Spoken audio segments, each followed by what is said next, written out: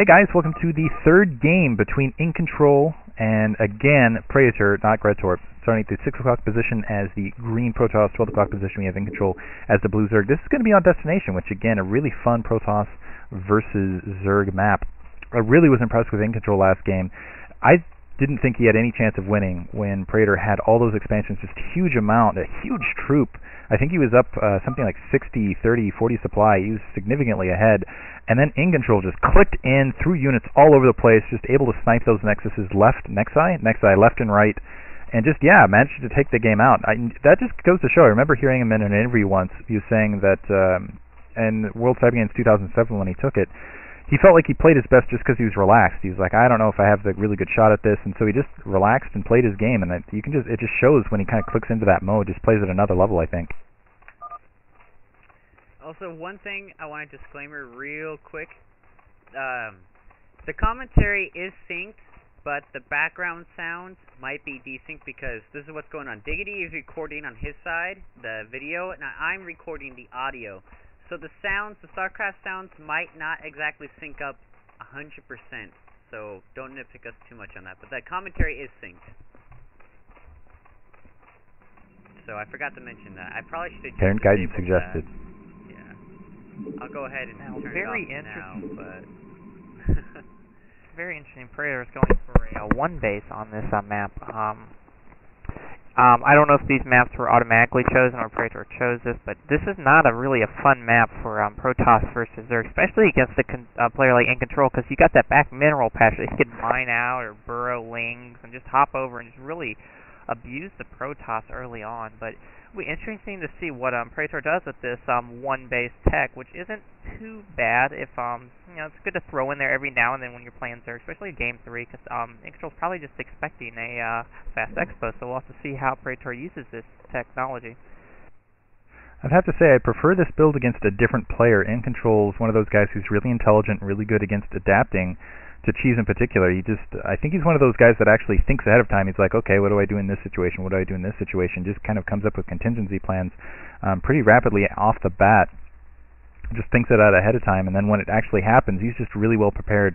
When I've seen other players try to do something creative or cheese, he's just been just right on top of it. Looks like he's gone for a 12 hatch into spawning pool.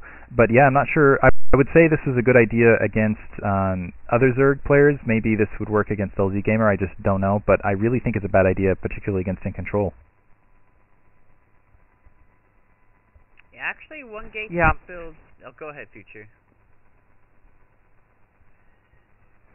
Oh, I was just going to say real quickly, yeah, I agree with you there, Diggity, because he's Incontrol's a very old school player, so he's probably played against this one tech build so many games, where some of the new schooler players don't really know how to play against this build effectively, but now Incontrol seeing this, he probably knows the exact build of what to do against this.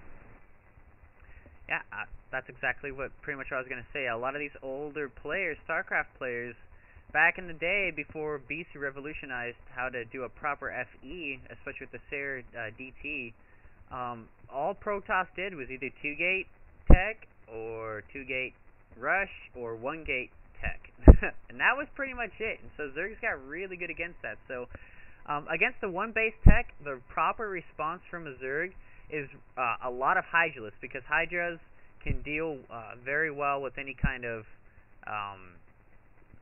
Zealots or Dragoons.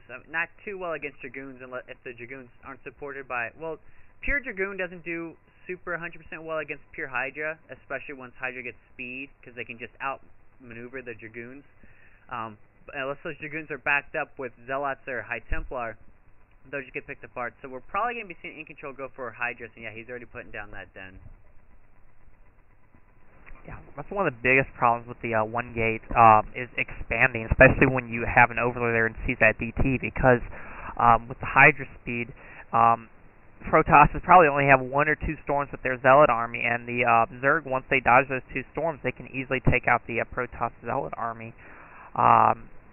So it's really kind of a hard build to pull off, because you got to get that second. Well, once you get your second expo secure, the game should go according to plan. But that's the whole thing, trying to get that second expo secured. Interesting enough, Praetor chose to go with scouts, so this will be interesting to see what he does with this.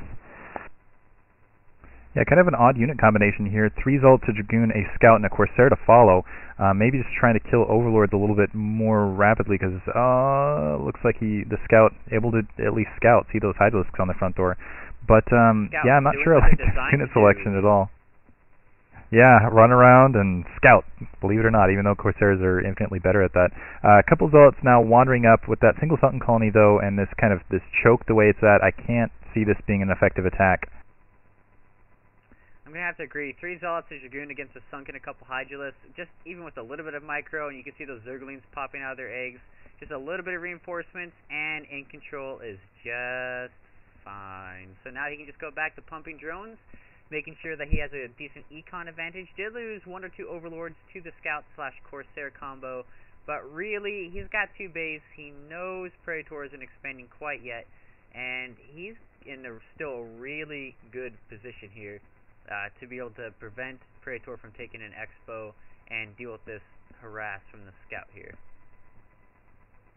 This is a very poor attack by Praetor. I don't know what he wants to accomplish with that attack. I think the only logical thing I can think of as a Protoss user is he wanted to send those units in there to absorb the Hydra hits while he took out Overlords to try to food cap him and maybe run DT by, but it was really a very poor attack, because now you see Incontrol just has free reign at his base, and I do not know why he doesn't have that Templar Archives up yet. Yeah, it looks like these DTs are going to be out way too late to deal with this counterattack from Incontrol. Incontrol knew it. He's like, you know what, I have a lot of units. Let me free up some supply anyway, because I'm getting my Overlords picked off here and there. Yeah, not enough with the... Seriously, I felt like Praetor ran in with fewer units against Incontrol, like a much superior army, and you never want to attack a superior army with an inferior army, especially when you really don't have any micro options to really balance it out, and I didn't feel like Praetor really had any micro options to kind of make that attack successful, and so it looks like Incontrol able to do a lot of damage in the base. Praetor somehow able to defend that, and I've got to say kudos to that, but still in a terrible position now into the mid-game. Might be able to get those Dark Templar out, but still looks like that Scout was taken out. He wasn't able to take out a lot of Overlords. Now he only has a single Corsair to try to knock that detection down, and I can't see him accomplishing all that much, especially with all these Hydralisks out. Yeah, there's probably Overlord speed being researched. We might see Lurkers, just so, I mean, if Incontrol wanted to do that, he could easily Lurker contain Praetor on his, darn it, Praetor on his ramp, and then just take them and just go everywhere and just have 20 million bases, and there's going to be nothing that Praetor is going to be able to do about it. Yeah, I think what Incontrol wants to do right now is get those Overlords up to the Expo and just Hydra push him, because, I mean, now Praetor's going for the Archon, so he's just going to get overrun. He doesn't have Psionic to deal with the mass amount of Hydra, and he lost his early force with the 1-gate tech. So those Zealots and Dragoon are very key, because he went 1-gate, and he just threw those away. So I don't know what he's trying. I don't know what he's trying to accomplish this game. Yeah, it looks like he has a single DT sneaking up in that upper angle. He might be able to get a couple kills with that, but looks like Praetor complaining a little bit about lag. I don't think it's going to make a difference in this game. A couple Zerglings running in, not able to kill that probe, but able to stop that expansion from sneaking up. Still that single Dark Templar and a single Corsair wandering out there, but still they're just impotent. There's not really anything they're going to be able to do. Incontrol still able to macro up. He might be able to take another base if he felt like it. Really, he can do anything he wants, and Praetor, I don't think he's got any options here to really get back into this game, especially if Incontrol just decides to pump troops at this stage. He's actually pumping Mutalisk, and that's actually a very smart move. He knows that Praetor can't invest forces into a ground army and cannons to protect his probes. Just, 5 or 6 Mutalisks in the main Protoss mineral line, and GG probes. And we can actually see the Mutalisks moving out now, and this is pretty much going to be GG for Praetor, because the army is out. There's nothing protecting the probes. Not that I don't think Praetor could protect them if he wanted to anyways. So Incontrol doing the smart thing, going to take out those probes, shut down the econ. Then he just has to finish off the army, and the game is his. And really, I just kind of have to nitpick Praetor. I mean, he's complaining about lag, like it's Incontrol's fault, but you know what? The game's already pretty much over, so there's no point in getting mad. It's not like killing one Overlord at this point will win him the game. Yeah, the Mutas just overwhelmed that Praetor. That's why he really did not need to lose that army early, because when you go one base, you have to get so many technology trees, you have to defend against so many things, so units are really key when you're going to one base tech. So he should, I don't know if he's ever practiced this before, but I don't really know what he was trying to accomplish with this. So Incontrol did a good job adjusting to what Praetor was doing and exposing, see a little of the Incontrol Muta micro there, but it doesn't really matter at this stage. Yeah, this is one of those things. Again, I think this might have worked against the Lesser Zerg, just because the Lesser Zerg might have tried to go, I don't know, a lot of Muta early, something like that, or 3 Hatchling, I'm not quite sure. But against a player like Incontrol, he's just really good at adapting, a really smart player, a guy with a lot of experience. I just couldn't see this being successful. 2 Dark Templar are going to be able to stop this attack for a while, but I don't know how long that's going to last. I think the Overlord speed's just about, it is finished actually.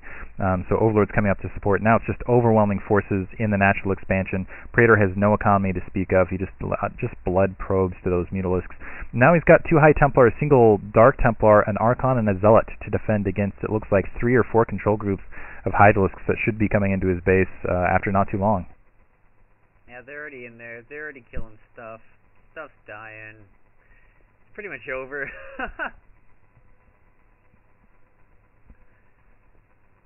Oh, Psionic Stormu! Sorry. That's your Korean word for the day. Psionic Stormu. So it looks like, yeah, Incontrol manages to beat Praetor, and that is going to solidly put EG over X. And I think that, I don't know, I was a little disappointed by that last game, but that second game was absolutely phenomenal. Hope you guys enjoyed it. Thanks again to Future and Psionic for triple commentating this with me. Thank you. Was a pleasure.